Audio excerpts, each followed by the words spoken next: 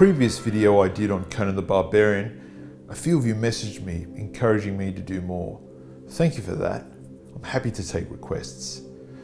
Rather than review the successor, Conan the Destroyer, a film which I thought deserted the original Milius in both tone and objective, I thought I'd review the Conan the Barbarian films we didn't see, or did. Well, what do I mean by this? Well, there are a few films out there that if you change the main character to Conan, you would have worthy successors to the 1982 Milius film. Now, I'm not advocating plagiarism on any level. This is just a bit of harmless fun. So let's start with the obvious. First Blood and Rambo Last Blood. I'm omitting the second and third installments because they are just the Rambo as hero type films I think that Conan sequels or reboots in general should avoid. Let's look at 1982's First Blood. Stallone, John Rambo is a returned vet, a drifter in a small town, attracting the attention of the local sheriff who takes a dislike to him. Wanting him out of town, he picks up Rambo and physically escorts him over the bridge. Don't come back here. Damn it. Rambo did not watch his buddies die face down in the muck so that this strumpet could walk him out of town. You see where I'm going with this? You see the Milius connection here? In full view of the sheriff, Rambo turns and walks back down the bridge. Furious, the sheriff pulls a gun and arrests him. Suffering from PTSD, Rambo does not stomach the police cell and treatment, so he busts out and makes a battlefield of the local woods, as police and the National Guard attempt to ambush him. This screams Conan's sequel. Imagine our barbarian who fought so nobly to rid the kingdom of a cult or invading army. Once seen as a hero, now looked upon as a nomadic bum. A reminder of uncivilized ways, being ushered out of these now civil lands on the king's decree. It would be important to establish what he did for the kingdom. Maybe he rescued the children, maybe the king's daughter. A sacrifice to suggest that they now owe him something.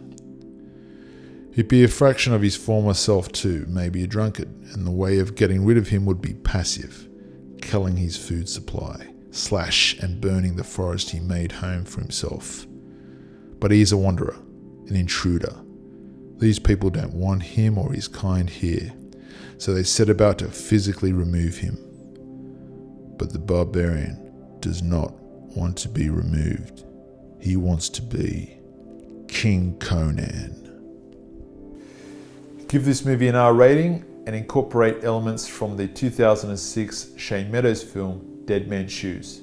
Now, Dead Man's Shoes is the British take on the First Blood film, and it is utterly brilliant. What really makes Dead Man's Shoes work is the adherence to British social realism. Social realism that was explored through auteurs such as Ken Loach and Mike Leigh. What really makes this film work is the sympathy switch. Early on in the film, it establishes the bad guys, bullies, lowlifes, drug dealers. We want these men to get their comeuppance, but when we see how deranged our hero is, we want to cancel what we wished for. I love this feeling of duality in film. Without wanting to put a formula on art, I believe this goal of changing teams halfway through is a very winning recipe. Imagine seeing Conan go a bridge too far. Imagine, as an audience, fearing him. Wouldn't that be a great turn of events? So how do we end the Conan trilogy?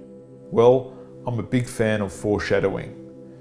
And in this, I mean we take the most poetic and metaphoric line of the original Milius film, and we make this blossom in the final installment.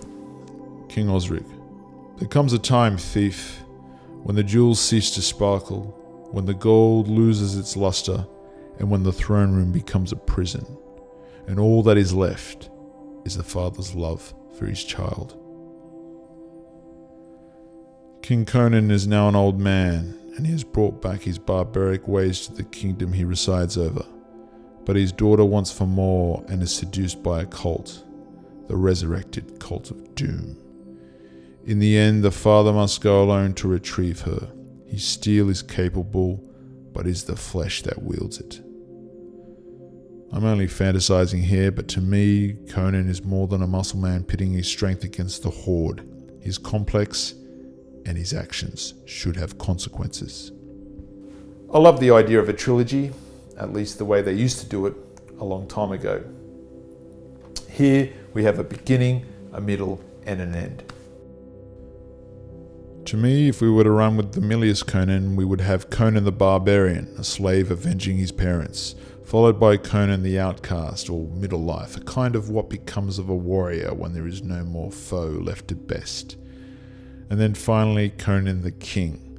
What happens when the throne room becomes a prison, and all that is left is a father's love for his child.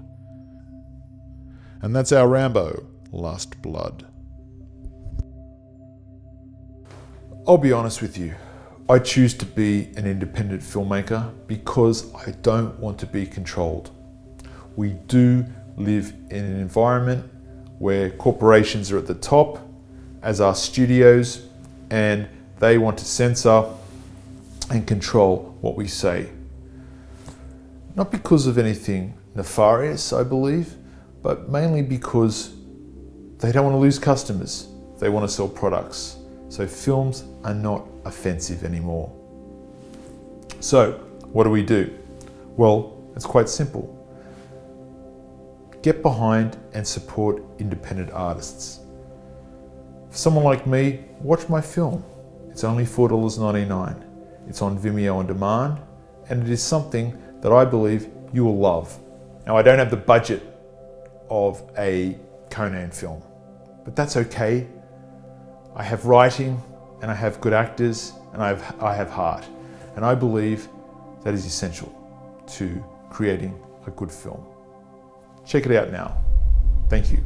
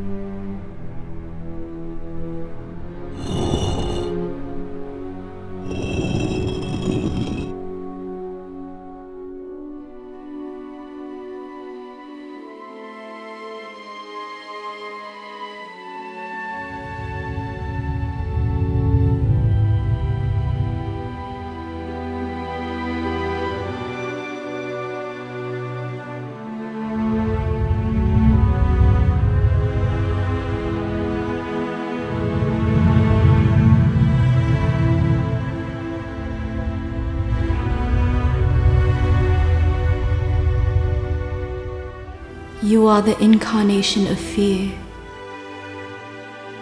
Yet I have never felt so at peace.